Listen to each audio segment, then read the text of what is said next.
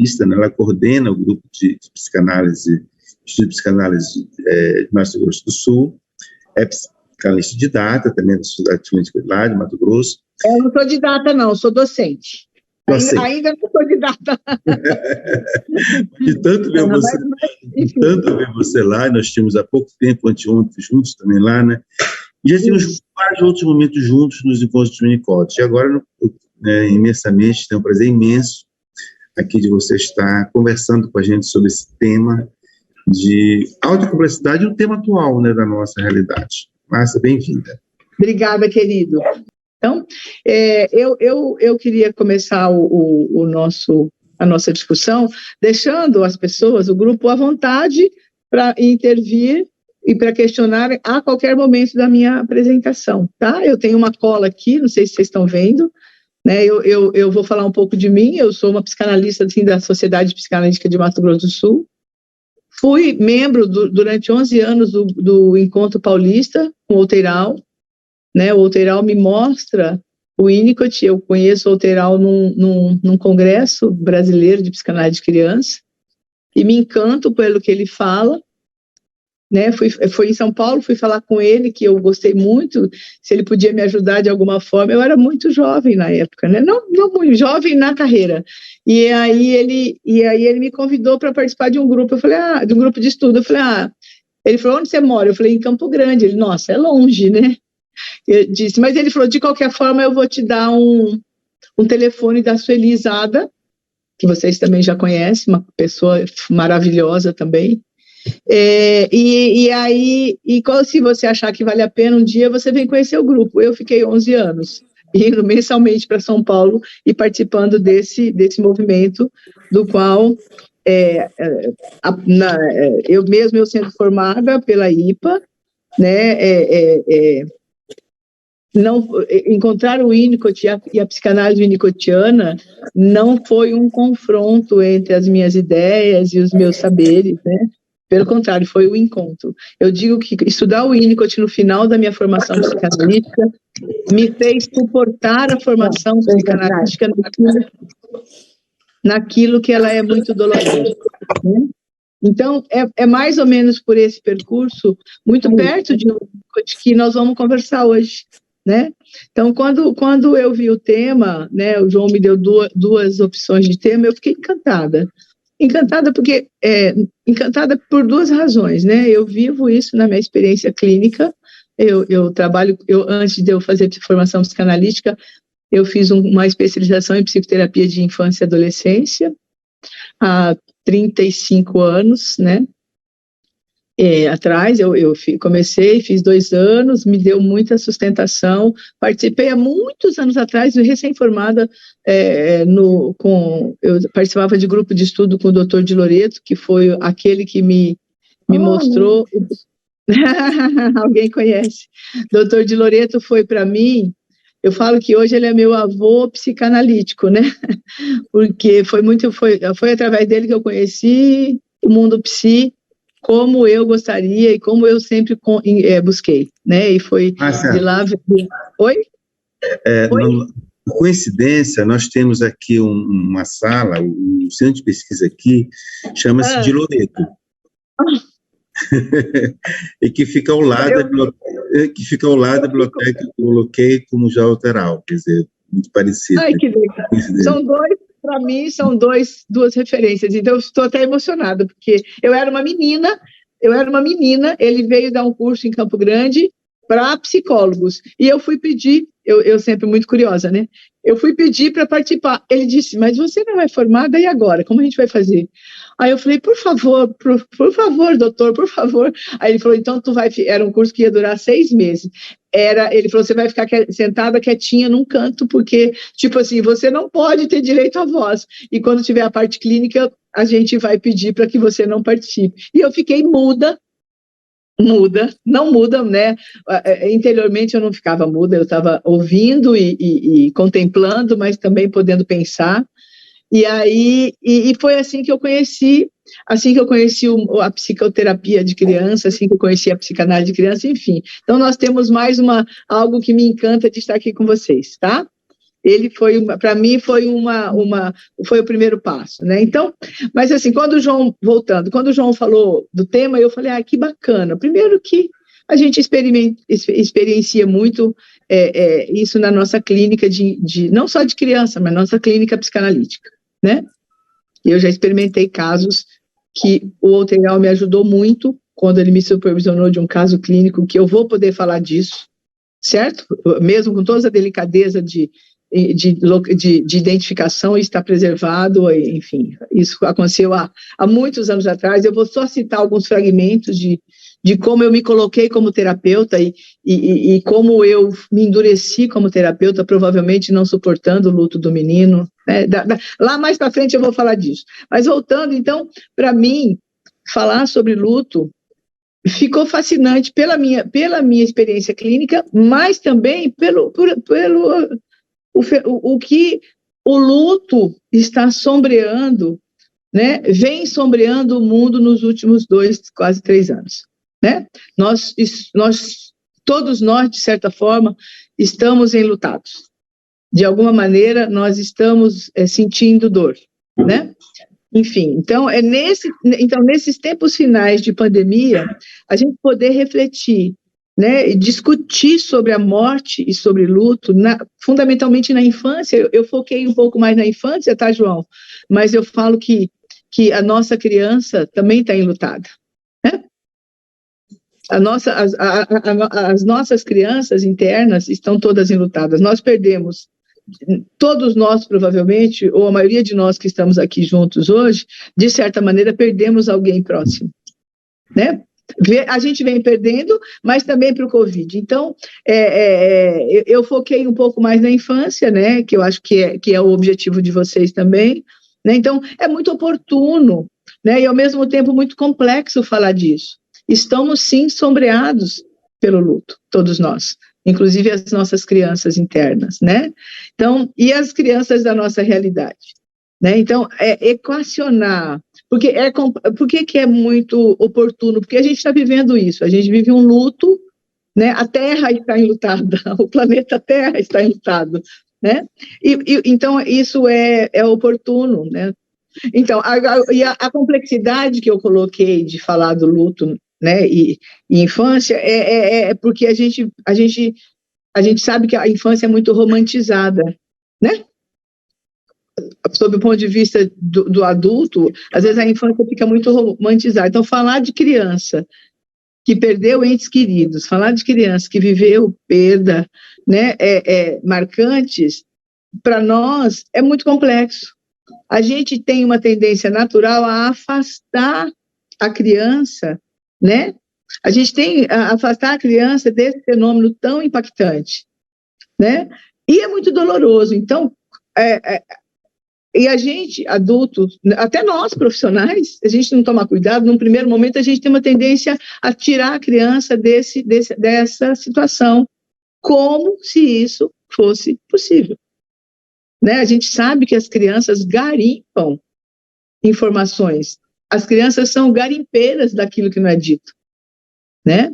Então, é muito, a não ser que seja uma coisa trágica, imediata, mas numa situação de adoecimento, a criança já vai contando. Esses dias aconteceu aqui em Campo Grande, uma criança teve uma convulsão, descobriu-se uma lesão, enfim, né?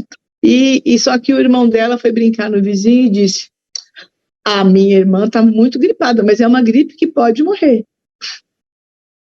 Entendeu? Então ele não disse, ele falou, quer dizer, ele só disse: a minha irmã está muito gripada, mas é uma gripe tão forte, tão forte que ele pode morrer. E ninguém tinha dito o que era. Então ele fez a doença, ele criou, entre aspas, essa gripe que mata, né? Enfim. Então eu quis dar esse exemplo para mostrar a impossibilidade que é, como a gente tenta negar ou tenta proteger a criança, mas como isso é muito difícil. E a gente vai ver no final da nossa discussão que isso até, negar esse direito à criança é até uma falha de holding. É um ambiente, eu acho que a primeira, e eu já vou até antecipar, eu acho que a primeira experiência de holding, de fato, que a criança tem o direito de receber é ser informada sobre o que ela perdeu. Eu acho que, por mais doloroso que possa ser, né, eu acho que essa é a primeira configuração, é o primeiro contorno, é a primeira, vamos dizer assim, a primeira possibilidade da criança ser assistida.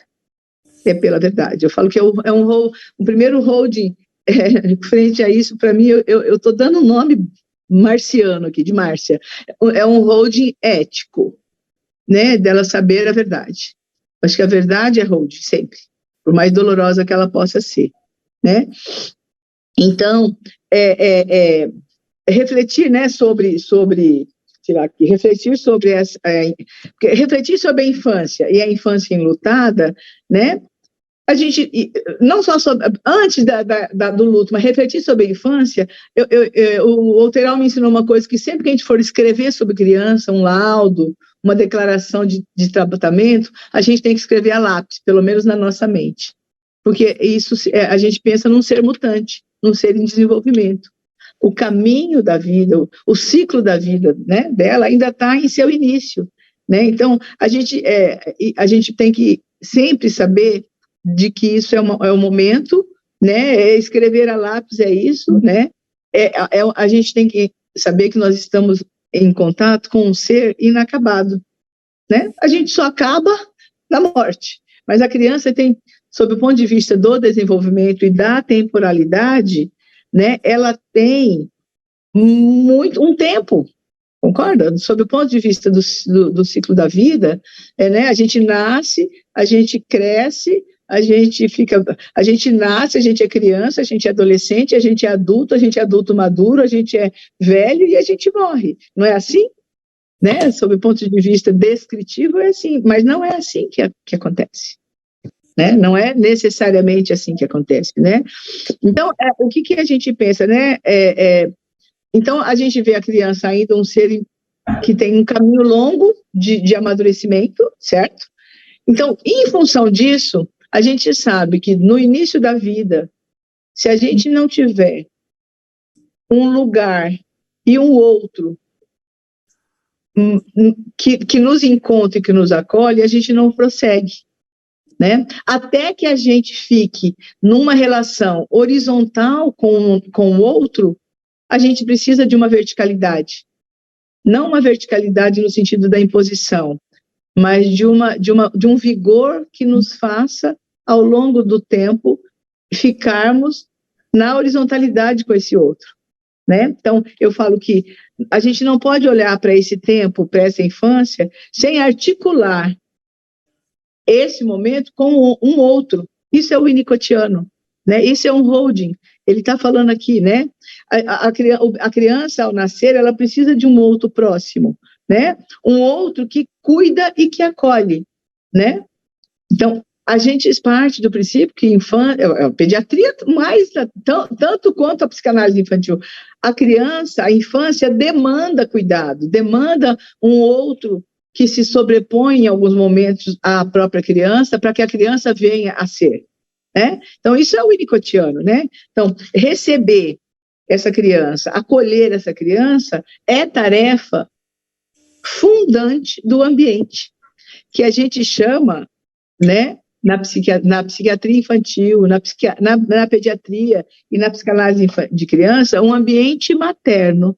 A criança precisa de um lugar, a criança precisa de uma concavidade, de uma receptividade primária, que é esse outro que também muito voltado para né, desejando fazer essa tarefa, isso é importante, né? Aquilo que é necessário para a criança no início da vida tem que ser desejante para o cuidador também no início da vida dessa criança. Então, esse encontro, né, daquele que necessita com aquele que deseja estar nesse lugar, para mim, é uma matriz, para mim, que estudo Winnicott, né? É uma matriz do vir a ser do indivíduo, né? É como se fosse um assoalho, né, um protótipo, um projeto arquitetônico, vamos dizer assim, do percurso da natureza humana, né? Então, eu quis passear um pouquinho por esse encontro da necessidade do bebê, né, e do desejo de alguém que possa estar ali com o bebê. Quando o Winnicott fala da ambiência, e da ambiência primariamente materna e côncava, ele está falando de alguém que possa ocupar esse lugar. Ele foi tão brilhante e nos deu uma ideia de como a gente tem uma tendência inata à integração, né, nos deu a ideia de que alguém pode fazer isso. Alguém que deseja estar nesse lugar pode fazer isso. Que às vezes nem sempre a mãe pode estar ali, né? Eu não estou nem falando da mãe que não deseja estar ali, mas a pessoa da mãe, né? Para o Winnicott, a pessoa da mãe entra no segundo tempo da vida da criança. No primeiro tempo, a mãe do primeiro tempo de Winnicott é alguém que faça esse funcionamento, alguém que abra esse espaço de receptividade primária. Né? Então, a mãe objeto, ela entra num segundo momento para o Winnicott. Então, isso nos dá possibilidade de pensar, né, em como a criança pode viver e sobreviver neste primeiro momento. Né? Ele foi tão fantástico que ele não disse só alguém nesse funcionamento, nessa concavidade primária. Ele foi tão exuberante de mostrar que a gente tem condições inatas para a integração, que ele diz, quando, ou em algum momento, ou por um tempo, até algo pode nos sustentar. Quando ele fala quando ele traz para nós a teoria da transicionalidade, né, do ursinho, do clássico ursinho de pelúcia, do clássico cheirinho de criança, né, o paninho, a fraldinha, né, então ele diz, às vezes a gente busca tanto, o indivíduo tem um potencial biológico fantástico para a integração, que até algo temporariamente, por um curto período de tempo, pode nos sustentar. Isso é lindo. Então, eu quis mostrar mais ou menos, né, eu sei que você já vem vendo isso há muito tempo, provavelmente, com o João aí, e os convidados, mas esse encontro, né, essa ideia de que, por muito tempo, a criança precisa de cuidado, né, por muito tempo, enfim, né, durante o percurso dela, da dependência, a gente vai ver isso, né, não só da dependência sob o ponto de vista do Winnicott, mas da dependência de uma criança no mundo, né, a criança precisa de cuidados por muitos anos, mesmo ela já sendo uma criança integrada, mesmo ela já fazendo o percurso da linha da vida de uma forma satisfatória, em alguns momentos ela precisa de cuidado. A criança não dirige, a criança não dá conta de fazer muitas coisas sozinha, eu estou dizendo, não dirige, não vai para a escola, não escolhe escola, enfim, né? Quer dizer, então, quanto mais esse ambiente estiver espontaneamente e suficientemente coeso para fazer esse papel coadjuvante, né? Primeiro a mãe ambiente faz o papel fundante, e por muitos anos fica de coadjuvante na vida dessa criança, né? Então, eu fiz essa introdução para a gente poder agora falar um pouco mais do luto, né? Então, sob o ponto de vista da cultura, o luto é experimentar sentimentos dolorosos frente à morte, né? Para Freud, né, a psicologia e a psicanálise, eles ampliaram um pouquinho essa ideia do luto, né? Então, para a psicanálise, né, o luto, ele vai um pouco além da morte de um ente querido, né? Ele também, então, a cultura apresenta o luto como resposta à morte de um ente querido. A psicanálise apresenta o luto como representante de perdas significativas ao longo da nossa vida. Nós temos aqueles lutos inevitáveis, né? O desmame, a resolução edípica, a perda do corpo infantil, né? A adolescência, né? Enfim, a inserção na adultez, nascimento de irmão, rivalidade entre irmãos, né? Fantasias de exclusão, quer dizer, a gente vai perdendo, às vezes a gente perde status. Então, a psicanálise nos mostra, ela é como se ela ampliasse o conceito de luto, né? Não, para além da morte, né?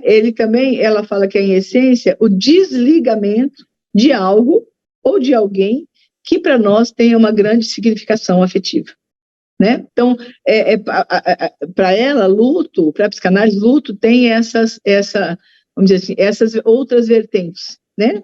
De desligamento, de desinvestimento, né, de perda mesmo, né? Então, e assim como nós, a cultura, a psicanálise, a sociologia, a educação, a gente sabe, né, que o luto ele faz parte do ciclo da vida. Então, ele está inerente à vida, né? Então, ele está no polo oposto ao nascimento, vamos dizer assim, né? Oposto, eu digo, na outra ponta da escala, dessa régua da vida, né? Então, se tudo correr bem, certo?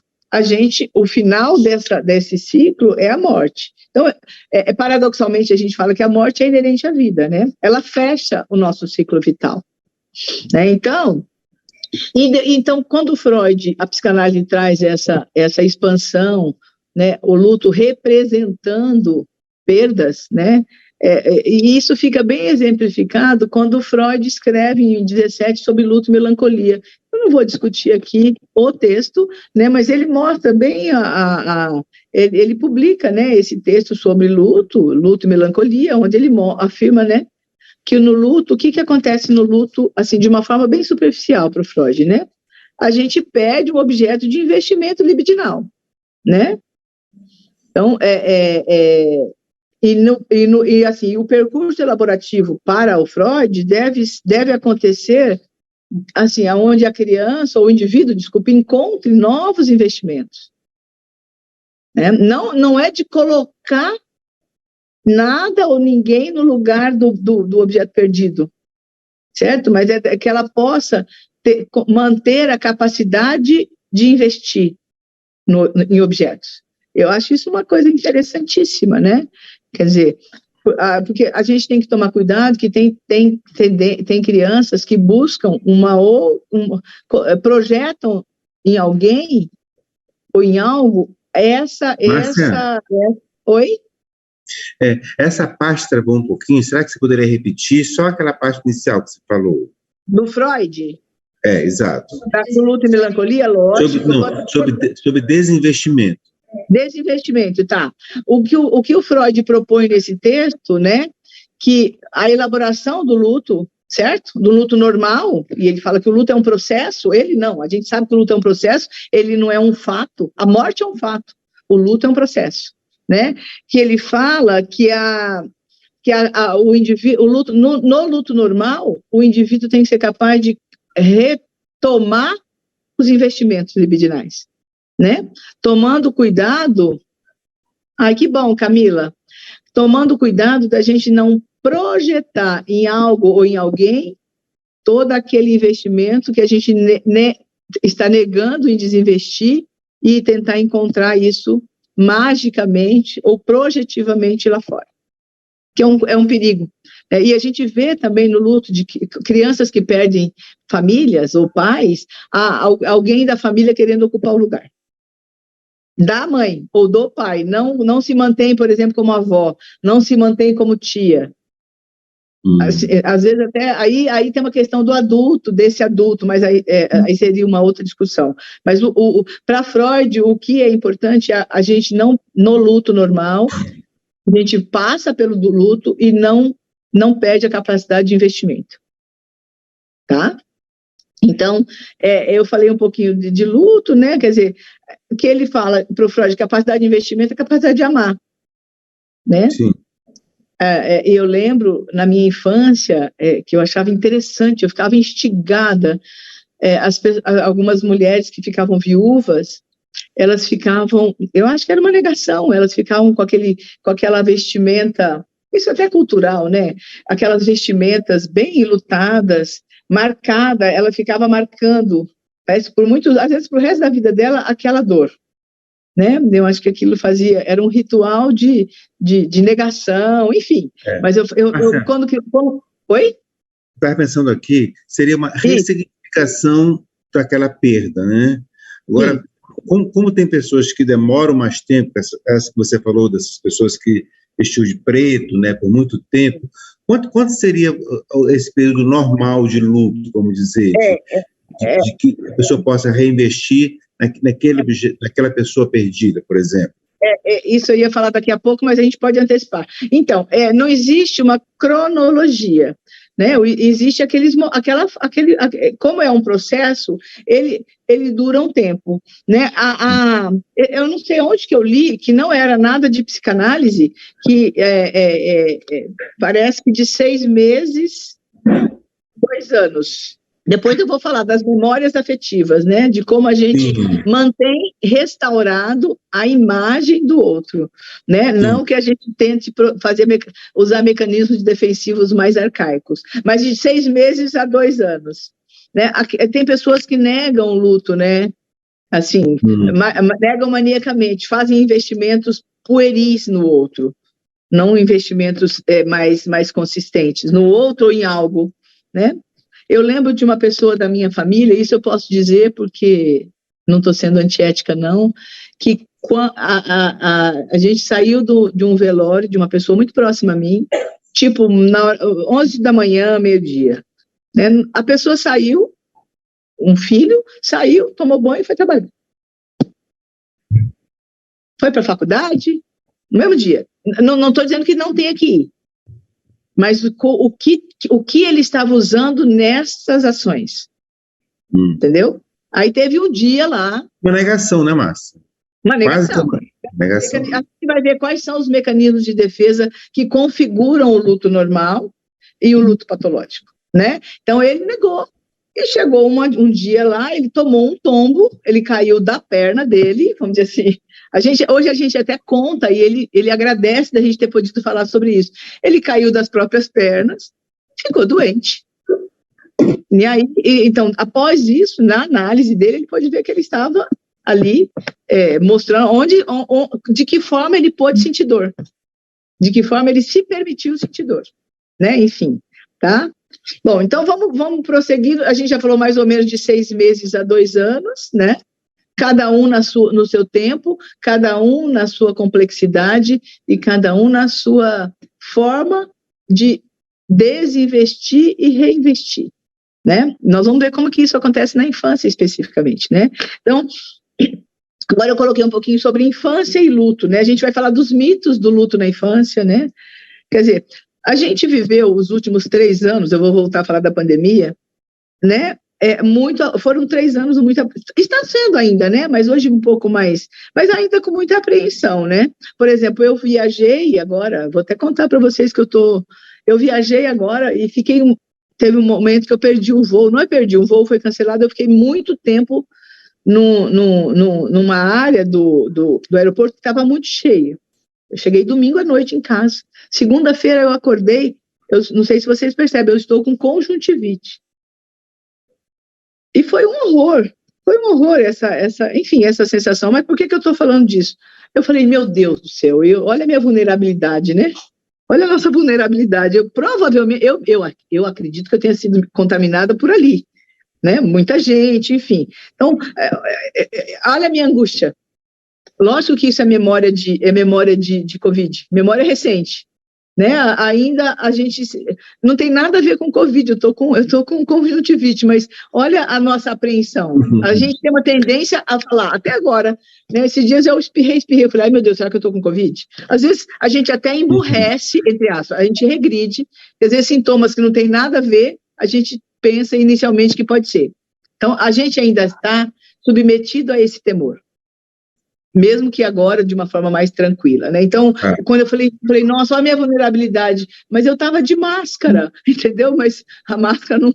Enfim, eu quis mostrar, eu estou fazendo essa introdução para ver o tanto que a gente ainda está refém de uma certa vulnerabilidade, mesmo que seja nas nossas fantasias, né? Então, o mundo, nós nos fragilizamos, né? O mundo se fragilizou frente a isso, né? É uma peste, vamos dizer assim.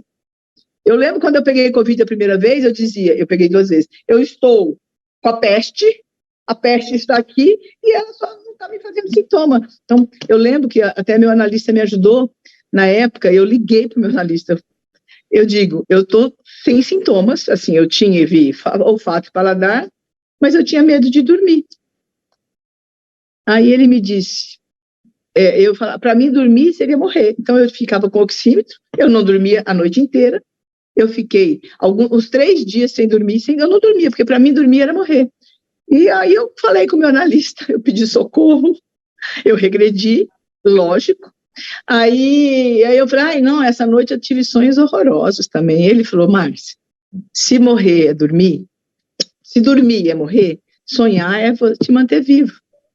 E aquilo provavelmente aquilo me acalmou, ele não me interpretou. Ele deu um holding, concorda? Ele me deu um holding.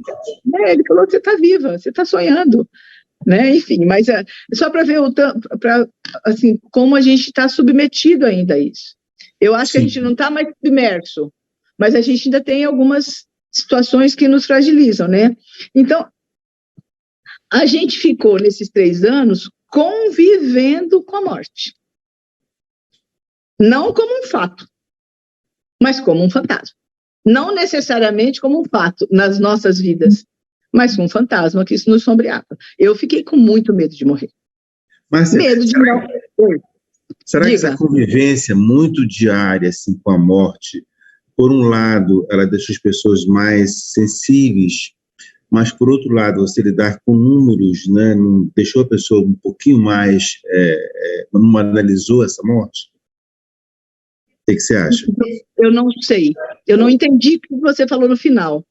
Não, assim, se ela se torna uma coisa tão comum que deixou a pessoa... Ficou uma coisa banal, entendeu? O fato de você ver tantos números, né? Mas, por outro lado, a morte, quando se aproxima, né, ela dá um significado muito mais forte, né? Eu acho que ela nunca, para nós, ela nunca fica banal. Às vezes ficava banal a forma como era anunciada. Sim. Bom, aí a gente vai entrar em questões políticas. 600 mil pessoas morreram, né? É uma coisa cenas, assim. Os números, né? Mas a morte nunca, eu acho, enquanto experiência psíquica, né? A perda, a morte... significado, né? Exato, ela nunca é banal, né? Então, mas ela sempre foi anunciada aos 4 cantos, né? Ela era gritada na mídia, até de uma forma que ficou, enfim, a gente ficava esperando saber quanto, eu lembro que eu ficava esperando saber que cor estava o meu estado, não tem? O amarelinho, o azulzinho, aquilo passou a ser quase que uma cartilha de vida, ou de ameaça de vida, para mim, né? Para nós todos, né? Então, a gente ficou refém, a gente ficou ajoelhados, implorando pela vida em alguns momentos, concorda? Concordo. Correndo atrás de vacina, né? Tentando nos proteger, nos recolhendo em casa. Então, eu coloquei até de uma forma meio dramática, ajoelhados implorando pela vida, porque foi isso que a gente viveu, né? Ficamos vulneráveis, né? Então, e as crianças, e olha que interessante, que questão paradoxal, para entender o luto na infância. As crianças foram a categoria que ficou menos vulnerável por um tempo, certo? Não foi isso que a gente ouvia? Os velhos, os doentes, os obesos, os predispostos a ter tais doenças, né? Isso não quer dizer que nós não perdemos milhões de crianças, tá? Porém, as crianças, como nós sabemos, elas foram as menos contaminadas pelo coronavírus por um tempo, tá? Então, se ela ficou na estatística lá embaixo, em número de mortes, ela foi para a estatística lá em cima, em número de luto. Entendeu? Assim, enquanto morriam-se poucas, muitas ficaram órfãs, ficaram enlutadas, né? Então, a estatística, ela fica, a que menos morreu, a categoria que menos morreu, mas a que mais sofreu luto, sofreu perda, né? Porque não foi só pai, mãe, tios, avós, né? Aqui na clínica, hoje, aqui no consultório, o número de crianças que estão sofrendo transtorno de ansiedade, fobia noturna, medo de dormir, assim, trazendo como informação morte de entes da família durante o coronavírus é uma coisa impressionante, né? Ansiedade fóbica, né? Enfim, em função de ter próximo a ela a experiência de perder alguém, tá? Então, a orfandade gritou aqui, concorda? A orfandade gritou. né? Então, tem uma colega nossa, né, colega assim, de profissão, a Rosa Mariotto, não sei se alguém conhece, ela é uma pesquisadora sobre o tema de luto na infância, né? Ela afirma que até mais ou menos os 5 anos de idade, a criança não tem medo de morrer. Na verdade, o que predomina nesses primeiros anos da infância, né, ela tem medo de ficar sem os objetos de cuidado, né? Ela tem pavor do desamparo, né? Aqui nos tempos da infância, né, desamparo é sinal de abandono mesmo, né, para eles. Então, eu achei muito interessante, até quero ler um pouco mais sobre isso, que ela diz que a criança, depois do princípio da realidade está bem instaurado, né, depois da renúncia edípica, ela faz uma vertente com essa questão da elaboração edípica, é que a criança tem medo de morrer, dela morrer, não só fica proporcional ao medo de perder um ente querido, mas na primeira infância não, ela não tem, ela fala que a criança na primeira infância tem a ideia da imortalidade, isso, a morte para ela é um fenômeno muito complexo e muito subjetivo, mas que ao longo desse amadurecimento aí sim, né, eu regressivamente, a minha criança estava com medo de dormir e morrer, né, então, oi? Então, ao se deparar com a morte de um objeto de amor, cabe à criança 2 caminhos.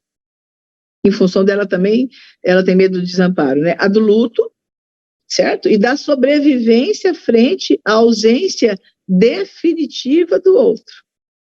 A ideia de finitude para a criança, é um processo extremamente doloroso, né? Que ela tem, eu penso, por exemplo, quando eu perdi meu pai, ele já estava velhinho, né? Ele já estava... E foi doloroso. A criança tem todo um caminho a percorrer, então. E a criança, enquanto criança, ela acha que ela vai percorrer aquele caminho para sempre, até o fim, sendo cuidada. Aí vem a adolescência e quebra todo esse paradigma de ser cuidada, né? Mas a criança, enquanto criança... né? Essa ausência definitiva do objeto de cuidado é um horror, é um desamparo, né? Então, e outra, dessas duas vertentes, de experimentar a perda e experimentar o abandono, não tem como a criança se livrar, né? Sim. Marcelo, e a gente sabe... Oi? Eu estava me lembrando agora de um poema do Carlos Drummond de Andrade, não estou me lembrando de usar todo o final, né? Mas ele termina assim, que a mãe não deveria morrer. Isso, exatamente. E às vezes a gente usa isso até metaforicamente, a gente usa isso de uma forma né? Muito, muito interessante. Esses dias eu vivi uma experiência com a minha filha, o João conhece, eu posso contar. Minha filha, quando era criança, em situações de angústia, bebê, eu passava a mão aqui nela, certo? Assim, meio que na hora de fazer naninha e tudo. E esses tempos ela viveu uma experiência muito dolorosa, perdeu um ente querido da família do pai dela. E eu estava sentada com ela me contando, aí ela não sabia disso, era bebê, ela pegou minha mão, ela sabe de luto, pegou minha mão e botou aqui nela. Eu fiquei tão tocada, isso, gente, não estou falando que é o máximo, mas eu fiquei tão tocada, falei, caramba, eu pensei, olha como minha filha está sofrendo, como ela precisou disso, e ficou marcado de alguma forma nela, né? Aquilo ali que você deu foi um hold. Isso, que a gente estava conversando ali, 2 adultas, né? Uma de 62 e uma de 35, conversando de como foi o processo, né? Enfim, e ela contando para mim. Aí, de repente, ela ficou quieta, ela pegou minha mão e passou aqui nela. Ela falou, ai, mãe, eu tô cansada. Eu falei, filha, descansa, e deixei minha mão ali. Né? Aí ela parou de mexer, eu mexi um pouquinho. Quer dizer, olha onde ela foi. Né? Olha o quão regressivo é viver esse processo, né? Isso foi tudo inconsciente, né? Depois eu nem comentei nada disso com ela, eu falei, gente, como a natureza humana olha onde ela, o que ela foi buscar, né? Enfim, eu ofereci na época, assim, aleatoriamente, né, para acalmar, na hora de fazer naninha, enfim. Então, e eu vejo as crianças fazendo isso aqui. Um menininho ele pegou um relógio do pai dele, um relógio. Ele não tirava o relógio do braço. Ele ia fazer o relógio aqui, né? Porque ele não tirava o relógio do braço. a gente começou o trabalho terapêutico, né? E foi muito interessante que ele foi deixando o relógio. Então, ele colocou dentro da mochila, certo? Para levar para a escola. Ele colocou dentro da mochila para ir para o futebol.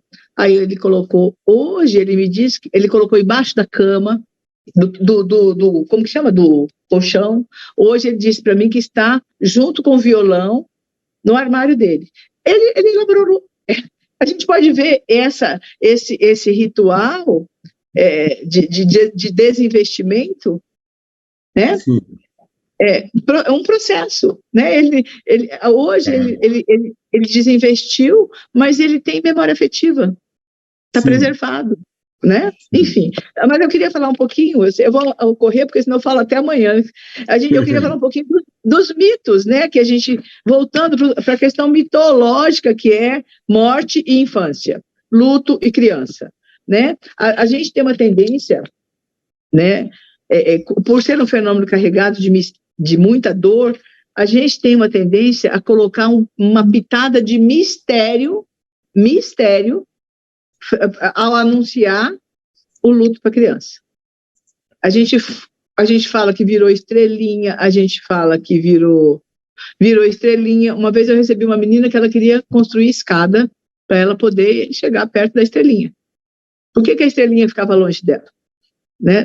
Então, virou estrelinha, foi para o céu, né? Quer dizer, não que a gente não possa fazer isso, mas também eu acho que isso fica, no mínimo, incompleto.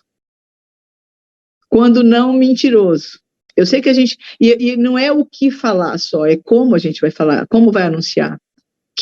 Qual vai ser a experiência de quem vai comunicar, que tipo de experiência enlutada a pessoa está vivendo na hora. Porque normalmente quem conta para a criança é alguém próximo também, né? Não vai ser um desconhecido que vai falar isso, né? Enfim, nós vamos falar de holding agora. Então, não há espaço, muitas vezes, o que a gente vê, até na clínica de criança, que parece que não tem espaço, na mente do adulto não tem espaço para essa tarefa. A criança dele está chorando. Isso que eu acho interessante. Às vezes a própria criança do adulto não dá conta de ouvir isso. Porque falar para uma criança da morte de um ente querido é falar para a criança também de quem está anunciando. Né? Então, todos nós temos essa criança enlutada dentro da gente. Né? Então, o que eu vejo é que muitas vezes tenta-se não só evitar que a criança fique sabendo, mas tenta evitar, eu acho que de uma forma muito equivocada, que a criança sinta luto, o que é pior. Entendeu? Né? Eu falo que são enganadores psíquicos quem faz isso. Fala que viajou, tira a criança da cidade, leva a criança para passar um mês aqui nas fazendas. Aqui a gente tem muita propriedade rural, é o nosso entorno aqui. O que predomina na economia é o agronegócio, aqui no Mato Grosso do Sul. Enfim, é muito comum, se afasta, viaja, né? Então, não conta. Às vezes, não contar pode ser uma preparação para o adulto, mas pode ser também uma tentativa do adulto equivocada de enganar uma criança. Porque é o que eu falei, ela sabe, né? As crianças, achar que as crianças têm que ser poupadas ou imunizadas de saber disso, para mim, é adoecer o luto da criança. É uma grande chance de patologizar aquilo que pode ser um processo doloroso, e porém normal, vamos dizer assim, né? Porque a gente sabe que morrer faz parte da vida, né? Mas quando se trata da infância, falar de morte produz temores e mistérios e culpas no adulto, né? Negar, às vezes, é uma tentativa às vezes, negar é uma tentativa ilusória de proteger, quando, na verdade, ele está causando um dano. E aí, depois, vem as culpas, né? É um acontecimento complexo? Para a criança. É um acontecimento doloroso? Mas, por exemplo, quando a gente vai num velório, vamos lá, eu tenho muita dificuldade de dizer, não, tá tudo, foi melhor, ele descansou. Às vezes, o que eu posso oferecer é a minha presença ali. Eu falo que muitas vezes a gente tenta nomear né, ou tenta categorizar, porque às vezes o outro não está nem ouvindo o que você está falando ali. Né? Quem falou que foi melhor para ele? Que garantias a gente tem? Lógico, a gente vê uma pessoa sofrendo, descansou. Né? Eu não sei se a gente quer um descanso do ente querido. Enfim, tem toda uma complexidade. Eu sei que racionalmente a gente quer, mas às vezes no luto, a racionalidade ela fica muito, muito cindida com a dor. Ela fica muito distante da dor. Né? Então, agora eu quero falar um pouco mais da criança durante a perda, e aí a gente parte para a discussão. Né? Então, assim como o adulto, a criança também vive o luto de várias maneiras. Né? O que é importante? Todas vivem o luto. A textura e a estampa do luto vai depender das questões vinculares dessa criança com o objeto perdido. E vai também depender do momento de vida dela, do momento psíquico dela, né? Então, de que tipo de identificação essa criança tinha com o ente querido, né? O que é importante? A gente sabe que se vive isso de diferentes maneiras, porém, todas vivem o luto. Cada qual no seu tempo e ao seu modo. É o que eu falei, tem a temporalidade e também tem a estampa do luto. Né? E na estampa cabe negação, cabe, enfim, aí agressividade, mutismo. Eu atendi uma menininha que ela ficou muda, não podia falar do luto, não podia falar morte. Quando a pessoa adoece, não podia falar o nome da doença, não podia falar morte, ficava a coisa. E a criança, defensivamente, ela fez um mutismo. Ela não abria a boca, ela não falava nada, né? Enfim, então, qual é a tarefa do luto? Né? Vamos dizer assim, se a gente pode falar isso, a função do luto. Esse é um processo que tem como fim a reconstrução diante da vida. Algo em nós se desconstrói. No luto patológico, algo fica destruído.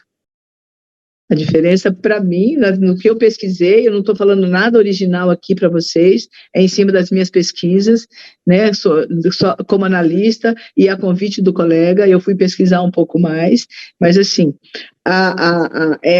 essa tarefa, essa reconstrução daquilo que ficou perdido. Então, a gente tem o menininho que tem o violão, hoje o violão e o relógio.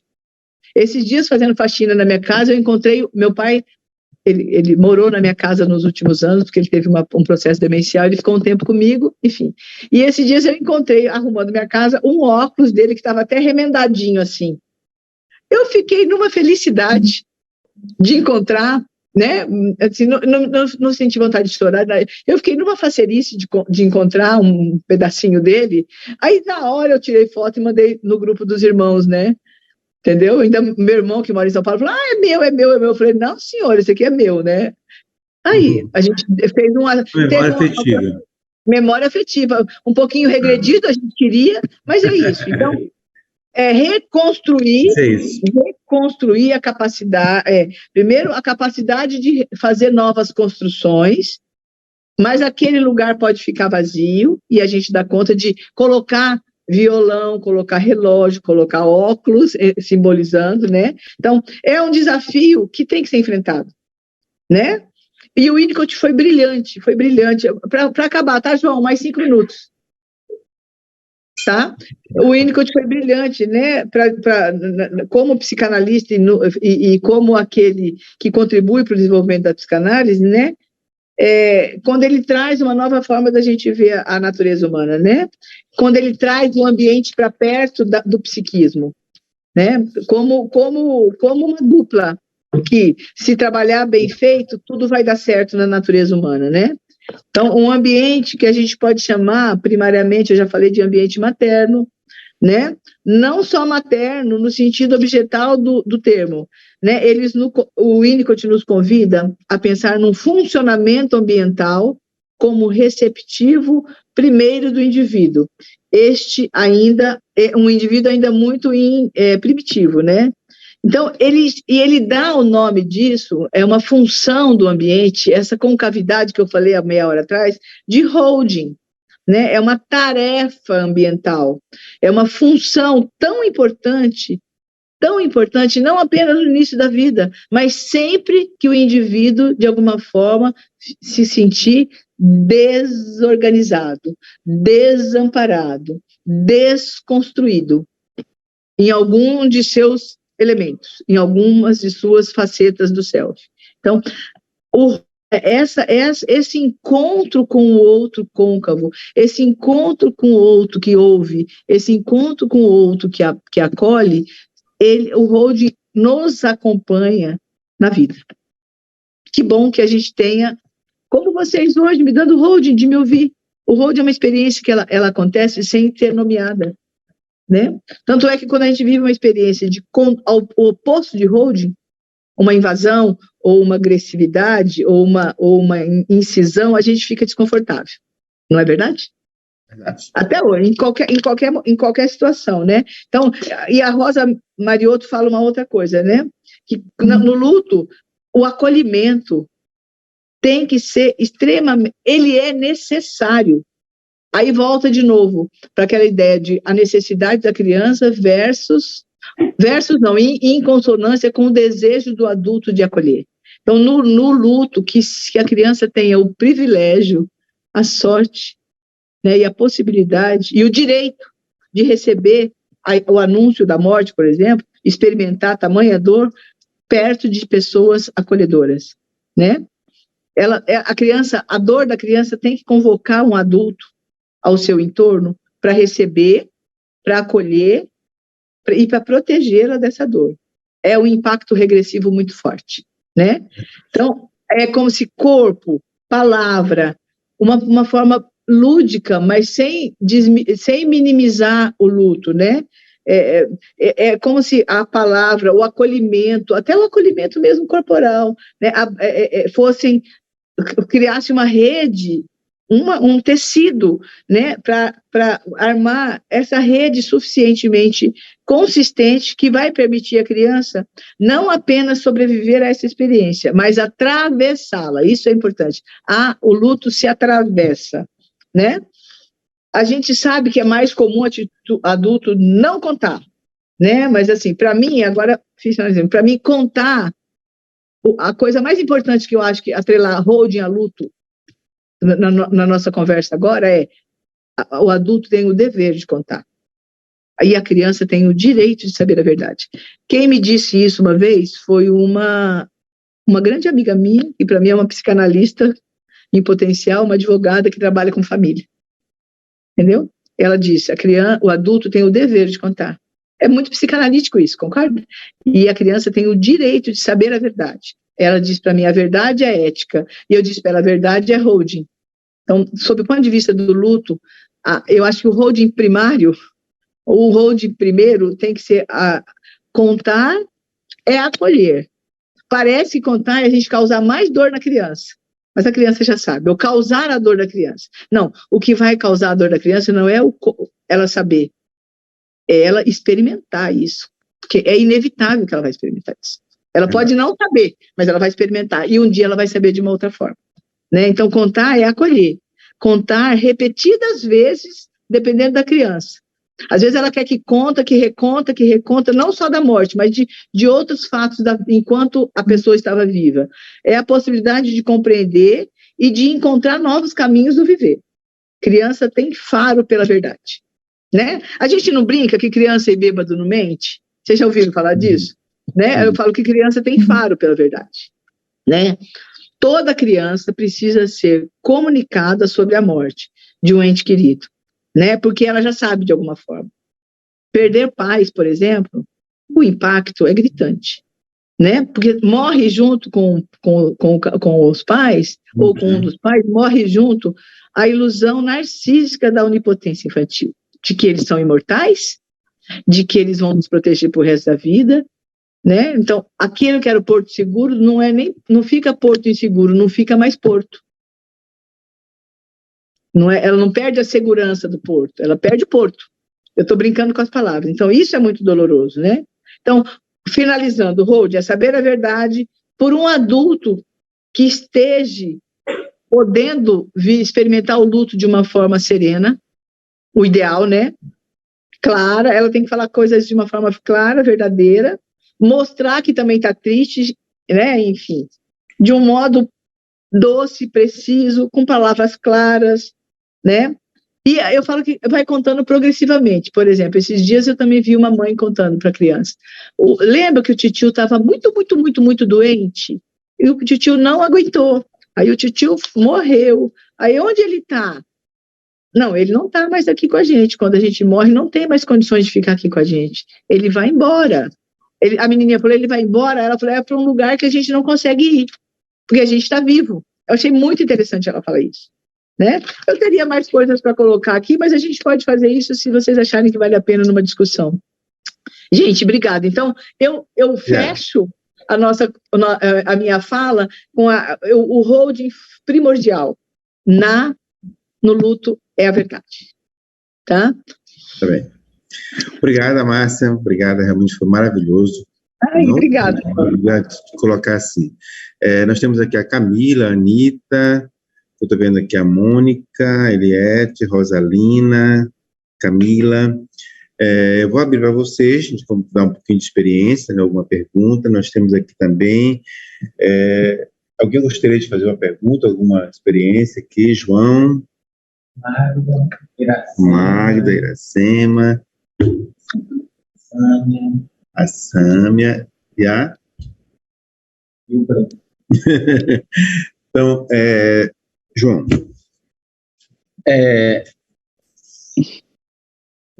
Bom dia. Bom dia. Muito grato, Márcia, pela sua exposição, as palavras que você trouxe, né? Eu fiquei imaginando, né, nas situações não de luto, no sentido de perda de uma doente querido por parte da criança, mas outras situações de luto do cotidiano dessa criança, né? Quando ela, principalmente aqui no IPRED, que a gente trabalha com muitas crianças que vivem em vulnerabilidade social, vivem em privação, às vezes, do que é básico na vida delas, o quanto a nossa sociedade, né, que é uma sociedade de consumo, uma sociedade de ganhos, né, em que a gente usa o dinheiro para o consumo, né, ou a compra das coisas, o quanto essas crianças e essas mães possam lidar com isso, né, com essas situações, assim como também nas situações adversas, quanto um pai drogadito, pessoas da família que se drogam, ou a violência intrafamiliar, como pode, né, esse vínculo entre a mãe e a criança, ocorrer alguma proteção, né, ser fator de proteção quando a situação é tão adversa nessa família. Queria que você comentasse um pouco sobre isso. Isso, eu falar a experiência de luto, né, de perdas, de questões que também são direitos da criança, né? E você fala, como é seu nome, João, também? João. E também você só deixou de falar das desigualdades, né, dessas situações. Então, nós estamos falando de lutos, não lutos de perder entes queridos, mas de perder um status, de serem humanos, às vezes, né? Não sei se eu estou exagerando.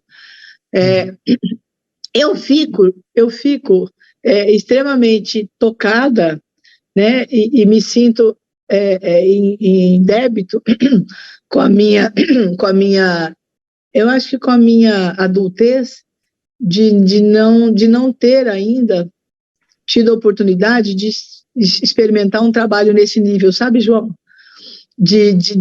Eu queria poder praticar uma psicanálise aplicada à vulnerabilidade. Falo que eu quero encerrar minha carreira fazendo um trabalho social, né? Porque eu fico muito presa aqui na minha clínica, e você sabe que a clínica psicanalítica é uma clínica de pessoas que podem ou não podem, enfim, pagam ou não pagam, enfim. Então, mas o que eu penso, né, a gente vai até entrar em questões políticas, mas o que eu penso nisso é como, às vezes, até o ambiente institucional, que é o que você falou, que vocês trabalham, né, nessas instituições, instituição de acolhimento? Não, aqui, do IPRED, na realidade, é massa acolhimento. Ela envolve tanto, trabalha com famílias no limite da pobreza, realmente, né, crianças, mas tem uma parte de desenvolvimento, uma parte de capacitação das mães, quer dizer, é uma coisa muito mais ampla. Mas o foco mesmo são famílias no limite realmente da pobreza. Entendi. E a gente encontra preciosidades, agora é uma curiosidade minha, depois eu vou responder o João. Vocês encontram preciosidades nessas pessoas? Sim. Riqueza, essa capacidade, essa força de sobrevivência dessas crianças. Exatamente. Vai ter uma capacidade de resiliência. Resiliência, isso, né? Parece que, frente a um ambiente tão devastador, aciona-se, vamos dizer assim, pulsão de vida, aciona-se aquela tendência inata à integração, é acionada em algumas situações que são, o que eu falo, são as preciosidades. Eu imagino aonde fica a dor. Lógico, essas crianças sofrem muitas privações e muitas dores, mas aonde fica, qual é o sentimento da instituição? É de potência? É de suficiência? É de impotência? Sim. Eu só queria falar com o João que, assim, o que eu acho é que se a instituição consegue acolher, eu penso assim, como o Winnicott fala, né? O que a gente puder dar de mínimo para essa criança, que a gente sabe que é mínimo, às vezes para ela é um luxo amoroso, né? Eu não sei se a instituição consegue fazer isso. A gente vive num caos de desigualdade, né? É o que eu falei, eu tenho aqui um consultório que eu trabalho, mas a impressão que eu tenho é que na minha identidade de ser humano, eu preciso olhar para esse outro lado. Eu quero olhar para esse outro lado, eu quero estar ali perto de um indivíduo que quase nada tem, mas ele continua vivo, né? Sim. Eu acho que riqueza a gente pode estar encontrando aí. Eu não sei nem se eu estou sendo mais poética do que uma resposta técnica, né? Verdade. Certo, João? Mas a gente pode continuar conversando, João, sobre isso. Né? Eu digo, um dia um colega falou para mim, Márcia, mas não tem o que fazer nesse caso. Eu falei, não acredito. Nem que seja um sorriso meu. Não que o meu sorriso seja organizador, mas ele é humano.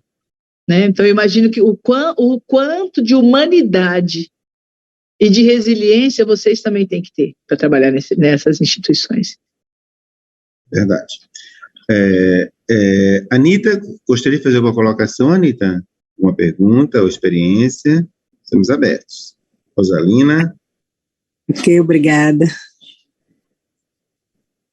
Eu achei maravilhosa, né, a palestra, muito boa, e assim, a minha experiência, eu tenho uma experiência em escola pública, né, no Rio de Janeiro, e assim, vivo com essa questão de estar sempre precisando amparar, né, acolher, porque também trabalho com essa questão da vulnerabilidade, acho importante essa questão do acolhimento, né? Como esse acolhimento é importante. Então, assim, queria que você falasse sobre isso, assim, essa questão do acolhimento na escola, né, pelos professores, como é que você vê? Eu posso falar através de duas experiências que eu tive, assim, agora, recente, da importância do acolhimento, né? Como eu atendo em consultório particular, eu vou falar uma coisa também. Tem crianças que só têm dinheiro e mais nada. Tem crianças que vivem uma orfandade psíquica entre dólares e euros. Eu estou exagerando, tá? Eu recebo crianças aqui que os pais só têm dinheiro para oferecer. Crianças órfãs, crianças desassistidas, crianças não acolhidas pela família. Então, essa questão também ela é muito ampla, ela é muito mais ampla do que é o que você falou, Márcia, eu atendo crianças que não têm, né? Esse dia, uma outra questão que eu vi, que eu experimentei na clínica, aí depois eu vou responder a pergunta de vocês, que uma vez um pai chegou aqui para mim muito exuberante, na devolutiva que eu fui fazer, e ele disse para mim assim, eu não sei por que meu filho tem isso, ele tem um quarto de brinquedo, ele tem uma sala só para ele, né? O filho da minha funcionária vem lá da Moreninha é um bairro muito populoso aqui, quase uma mini cidade que tem aqui, um bairro bem... vem no ônibus, a mãe deixa na creche, o guri é feliz, meu filho é infeliz, meu filho é insatisfeito, nada tá bom para ele. Aí eu falei, eu vou contar uma história para você. Quando você foi falando do pai que vem, da babá que vem, eu acredito que para ela pegar o ônibus, ela pega o filho no colo. Às vezes eles vêm trocando olhares, às vezes ele sente a mãe perto, né?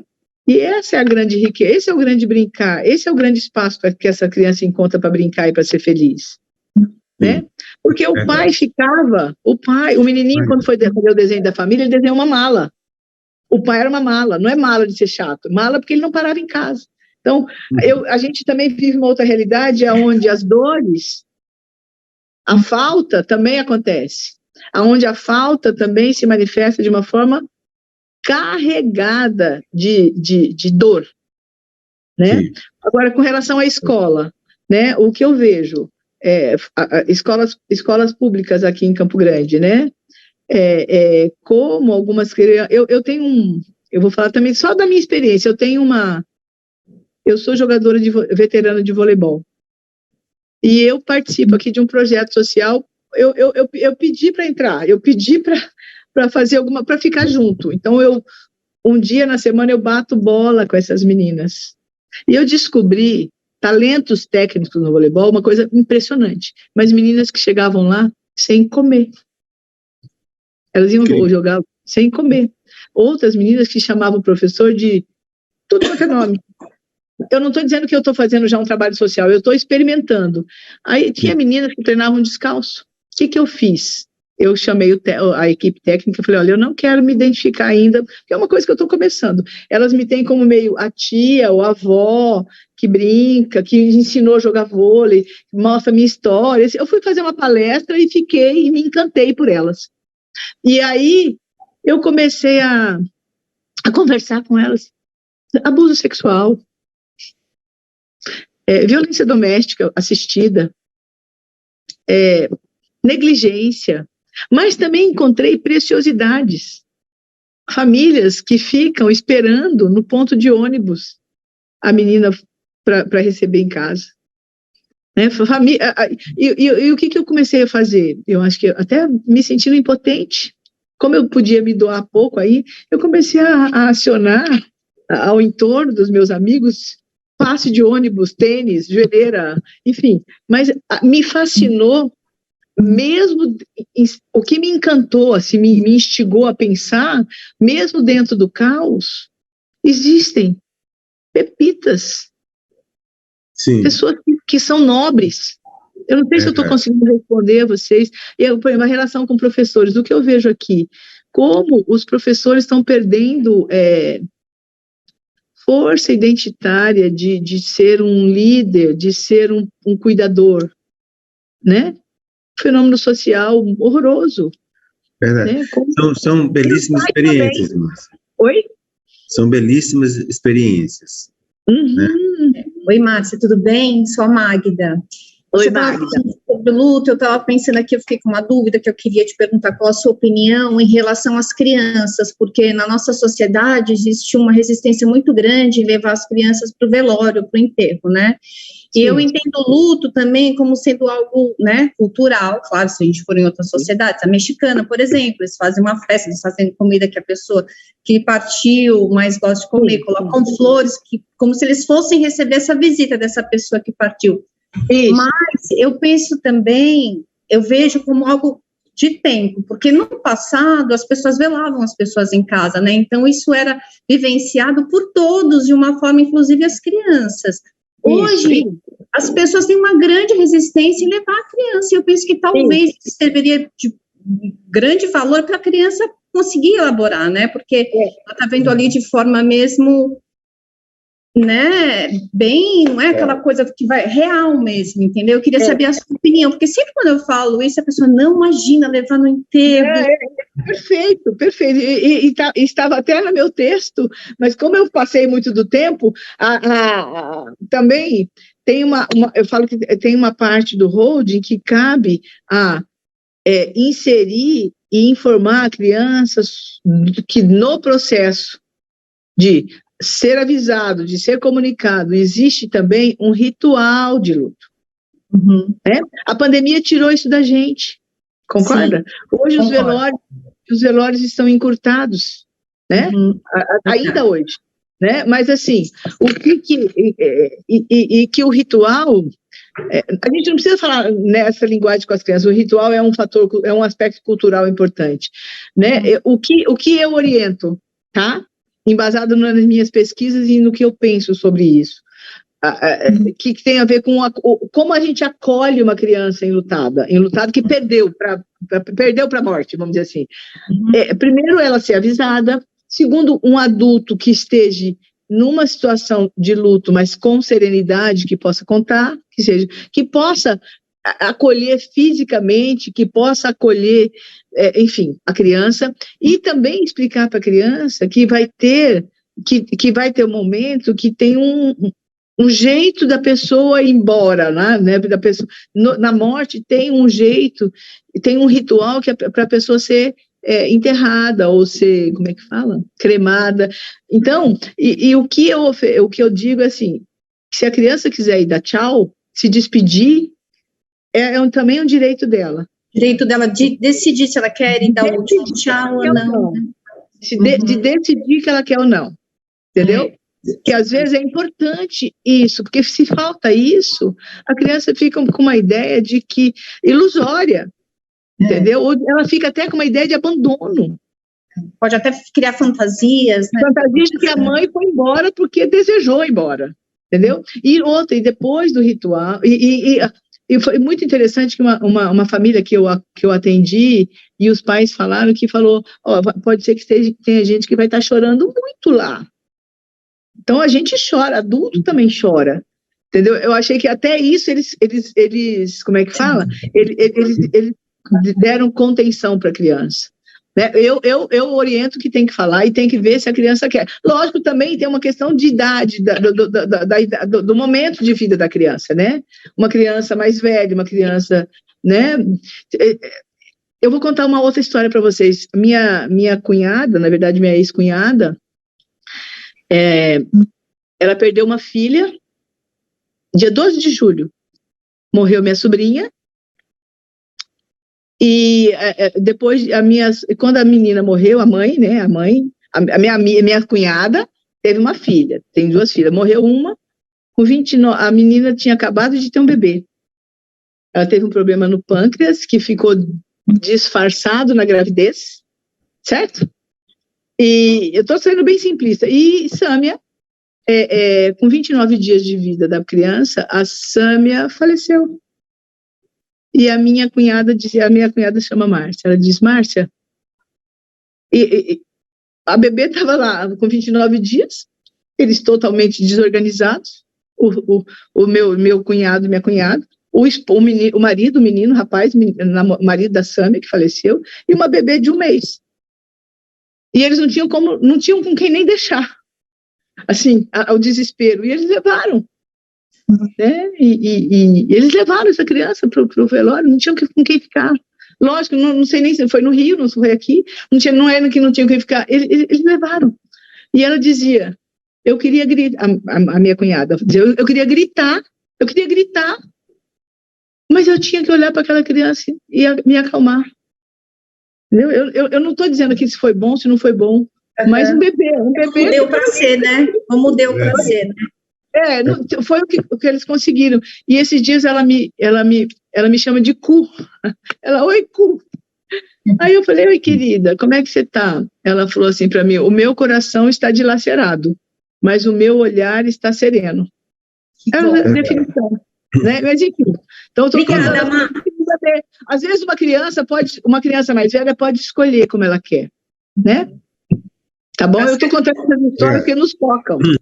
Obrigada, viu? Obrigado, Márcia. Márcia, a nossa conversa está muito boa mesmo. Né? A gente começou você apresentando, depois começou a conversar, e realmente é um tema realmente instigante. É um tema que remete às nossas experiências, né, também, né? Eu gostei muito de como você terminou aí, que o livro também é chorar também para, né, reconstruir a vida, né? Márcia, muito obrigada, tá certo? Obrigada a vocês, queridos. E vamos ter que com dor, mas terminar, tá certo? Eu adorei. Eu queria pedir para os colegas que trabalham com instituições de crianças assim, me desculpar, porque a minha experiência é pouca, eu vejo muito mais como ser humano do que como profissional. Isso me toca profundamente. Então, eu estou aprendendo, estou me enriquecendo tanto com esse projeto de voleibol, mas eu queria que eles me contassem das próprias experiências no dia que a gente puder. Tá bom? Tá bom. Obrigada a vocês, obrigada pelo convite. Muita coisa ficou faltando, eu dei uma ênfase mais na questão de perder mesmo, as perdas mais significativas. Os lutos da vida, nós vamos vivendo. Obrigado. Obrigada, querido. Obrigada pelo carinho, obrigada pelo convite. Obrigado. Tchau. Tchau.